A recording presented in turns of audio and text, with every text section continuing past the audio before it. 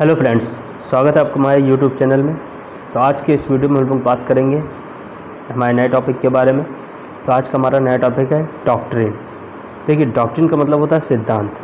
देखिए, आज जो डॉक्ट्रिन की बात कर रहे हैं हम, वो है आच्छादन का सिद्धांत, यानी कि डॉक्ट्रिन ऑफ इक्लिप्स। तो ये जो डॉक्ट्रिन है ये हमारे कॉन्स्टिट्यूशन से ली गई है, ठीक है, कॉन्स्टिट्यूशन से ली गई है। और इसमें क्या दिया गया है इसको पहले समझते हैं। देखिए, कहता है कि आच्छादन का सिद्धांत अनुच्छेद 13 के उपखंड 1 पर आधारित है। तो अभी हमने बताया कि कॉन्स्टिट्यूशन से ये डॉक्ट्रिन ली गई है। तो ये डॉक्ट्रिन किस आर्टिकल से ली गई है? तो आर्टिकल 13 के क्लॉज 1 पर बेस है। कहता है अनुच्छेद 13(1) के अनुसार संविधान पूर्व विधियां संविधान लागू होने पर उस मात्रा तक अवैध होंगी। ये पॉइंट है मेन। कहता है उस मात्रा तक अवैध होंगी जिस तक वे मूल अधिकारों से असंगत हैं। मतलब ये है, कहता है कि जैसे कोई एक्ट है, ठीक है, जैसे सती प्रथा है, ठीक। अब जब कॉन्स्टिट्यूशन हमारा लागू हुआ तो उससे पहले जितने भी एक्ट थे, जैसे सती प्रथा हो गई, तो सती प्रथा क्या है? मूल अधिकारों के खिलाफ है, असंगत है। इस वजह से उसको कॉन्स्टिट्यूशन लागू होने के बाद रोक दिया गया। लेकिन वो ख़त्म नहीं हुई है, ठीक है।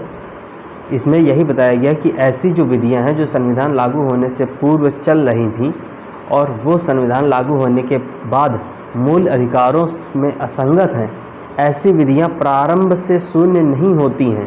देखिए, इसमें लिखा हुआ है कि ऐसी विधियां जो होती हैं प्रारंभ से शून्य नहीं होती, बल्कि अधिकारों के प्रवर्तित हो जाने के कारण वे मृत प्राय हो जाती हैं, ठीक है। अब जब मूल अधिकार हमारे आ गए तो उसके बाद वो ऐसी जो विधियां मूल अधिकारों के असंगत थीं, वो विधियां क्या हो गई? मृत के समान हो गई, ठीक है। ख़त्म नहीं हुई हैं, लेकिन उनका कोई अस्तित्व नहीं है जब तक संविधान में मूल अधिकारों की बात है, और उनका प्रवर्तन नहीं किया जा सकता। ऐसे कानून बिल्कुल लुप्त नहीं होते हैं, वे केवल मूल अधिकारों द्वारा आच्छादित हो जाते हैं, ठीक है, और सुषुप्तावस्था में रहते हैं। संविधान लागू होने के पूर्व के सभी संव्यवहारों के लिए उनका अस्तित्व यथावत वैध बना रहता है, और ऐसी विधि के अंतर्गत अर्जित किए गए अधिकारों और दायित्वों को परिवर्तित किया जा सकता है, ठीक है। तो इसमें सिंपल ये कह रहा है कि कॉन्स्टिट्यूशन लागू होने से पूर्व के जितने भी एक्ट हैं वो क्या हो जाएंगे? सुषुप्तावस्था में हो जाते हैं, ख़त्म नहीं होते हैं, बस मृत प्राय हो जाते हैं, जो मूल अधिकारों के खिलाफ होते हैं। अब इसके बाद कहता है कि क्या ऐसी विधियों को पुनः प्रवर्तित किया जा सकता है? ये आपके दिमाग में क्वेश्चन आता होगा कि क्या इन्हें फिर से लागू किया जा सकता है। तो एक केस लॉ है हमारे पास, भीकाजी बनाम मध्य प्रदेश राज्य AIR 1955 सुप्रीम कोर्ट 781 के मामले में इस समस्या के निराकरण के लिए उच्चतम न्यायालय ने आच्छादन का सिद्धांत प्रतिपादित किया।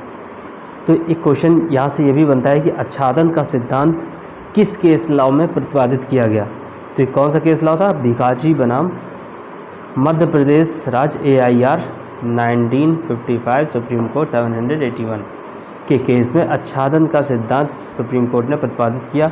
इसमें क्या होता है? इस मामले में एक संविधान पूर्व अधिनियम बरार मोटर यान अधिनियम 1947, देखिए बरार मोटर यान अधिनियम 1947, हमारा जो संविधान है वो कब लागू हुआ है? 1950 में, और हमारा देश कब आज़ाद हुआ है? 1947 में, ठीक है। तो ये जो अधिनियम है ये है तो 1947 का, लेकिन ये कॉन्स्टिट्यूशन लागू होने से पहले का है। और इसमें क्या था? राज्य को मोटर व्यापार को अधिग्रहित करने की शक्ति प्रदान करता था। अधिनियम जब बना था तब विधि मान्य था, किंतु 1950 में संविधान के लागू होने पर वह शून्य हो गया, क्योंकि यह उपबंध अनुच्छेद 19(1) का उल्लंघन करता था। जो नागरिकों को जीविका, पेशा, व्यापार या वाणिज्य करने का मूल अधिकार प्रदान करता है। देखिए इसमें क्या है, कह रहा है कि ये एक अधिनियम था जो 1947 का था, बरार मोटरयान अधिनियम 1947 में क्या कहा गया था, इसमें एक पॉइंट था, कहता है राज्य को मोटर व्यापार को अधिग्रहित करने की शक्ति प्रदान करता था।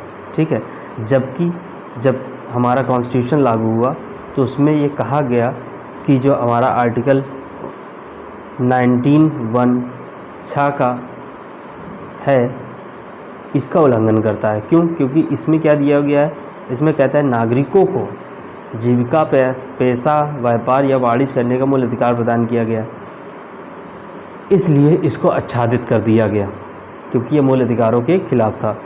परंतु सन 1951 में संविधान के प्रथम संशोधन अधिनियम द्वारा अनुच्छेद 19(6) में संशोधन किया गया और राज्य को किसी व्यापार में एकाधिकार सृजित करने की शक्ति प्रदान की गई।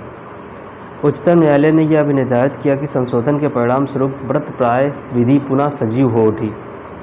देखिए अब क्या हुआ, पहले जब संविधान लागू हुआ तो उसमें मूल अधिकार था 19(1)(6), तो उसमें कहा गया कि 19(1)(6) का उल्लंघन हो रहा है क्योंकि ये नागरिकों को जीविका, पेशा, व्यापार, वाणिज्य के लिए मूल अधिकार प्रदान करता है। लेकिन जब 1951 में संशोधन हुआ, ठीक है, संविधान लागू होने के बाद जब संविधान में प्रथम संशोधन हुआ 1951 में, तो 19(6) में, आर्टिकल 19(6) में यह संशोधन किया गया कि राज्य को किसी व्यापार में एकाधिकार सृजित करने की शक्ति प्रदान कर दी गई।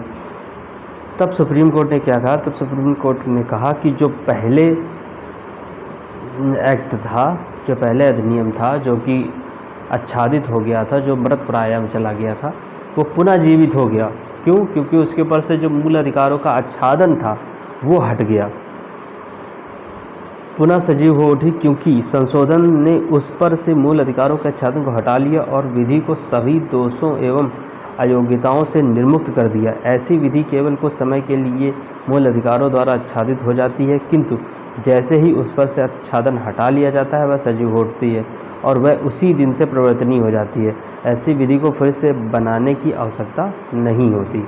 ठीक है, तो सिंपल सी बात है कि अगर ऐसा कोई एक्ट है जो हमारे संविधान लागू होने से पहले का है, ठीक है, तो और वो हमारे मूल अधिकारों के खिलाफ है, मूल अधिकारों से असंगत है, तो वो सुसुप्ता अवस्था में आ जाएगी, मृत प्राय हो जाएगी। उसका 1950 के बाद यानी कि संविधान लागू होने के बाद उसका कोई अस्तित्व नहीं होगा, लेकिन वह पूरी तरह से समाप्त नहीं होगी।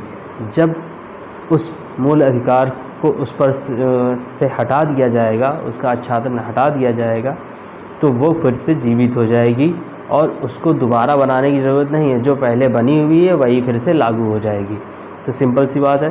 तो इसमें मेन पॉइंट क्या है कि इस आच्छादन सिद्धांत का प्रतिपादन किस केस में किया गया? भिखाजी बनाम मध्य प्रदेश राज्य, AIR 1955, सुप्रीम कोर्ट 781, इसमें किया गया। और सबसे पहला, ठीक है, और कौन सा अधिनियम था? तो बरार मोटरयान अधिनियम 1947 था। ठीक है, ये हमें याद रखना है। इसके बाद किस आर्टिकल का उल्लंघन था? तो आर्टिकल 19(1)(6) का उल्लंघन था।